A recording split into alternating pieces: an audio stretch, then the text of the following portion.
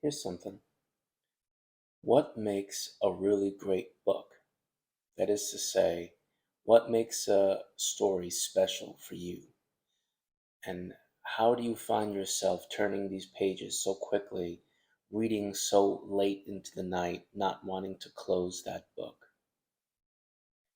I think the answer is that there's a trust that the reader has with the writer, in which the writer allows the reader to take ownership of the story, to fill in the missing pieces that the writer sets up intentionally. A good book will have characters described well, will have environments described well, but never complete.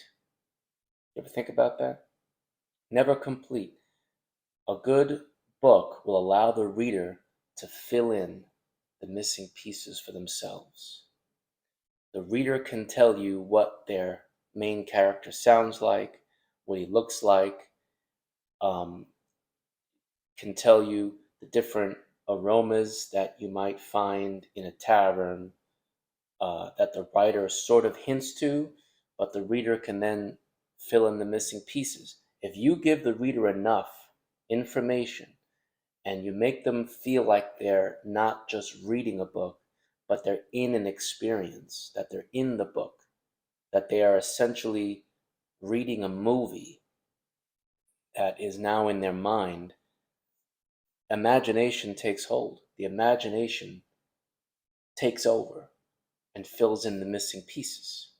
That's why there's a lot of shows and movies out there that um, give interpretations of books that people love, and people watch it. They're like, "Well, the book was better." Why was the book better? You got to see everything. You got to hear the characters. You got to see the action. Why was the book better? Because nothing can compete with your imagination. Nothing can compete with the way you saw those characters. You know what I mean? Nothing can um, nothing can be superior to your experience in reading that story. And the more that you have a bond with your writer and with the story itself, the reader has built that world too.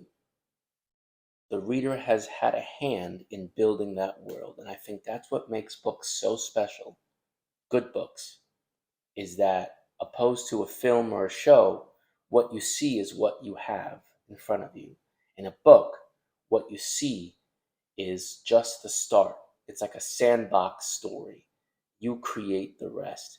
And if the book is not that immersive and the reader is sort of being pulled along by the writer and saying, here, now go here, now this is what it looks like, and this is what it sounds like, in some ways, it's really just the reader reading the book and saying, okay, these are things that happened. That's cool. Whereas the reader that is experiencing the story can then say, wow, this is probably what she looked like to him at that time. This is probably what that battle really looked like if he had such a traumatic experience from it, from the aftermath. That's what a great book can do. So a great book knows the balance between descriptions and letting the reader take the rest and use their imagination. And I think that's what makes a great story. It's something I was thinking about. I've written a lot of stuff, and I think the key is that the reader is your final tool to make that story great. So again, I've been making a lot of thank you videos because I'm grateful for people who have read my work and that they liked it. And that means the world to me because in a way, we shared in that success together. I wrote it, I created the story, but you're the one that made the story real because you read it and you lived it. And I think that's the key to a great book. And that's why some books are so just impossible to interpret the screen. Anyway, that's just my opinion. But I think it's a good one.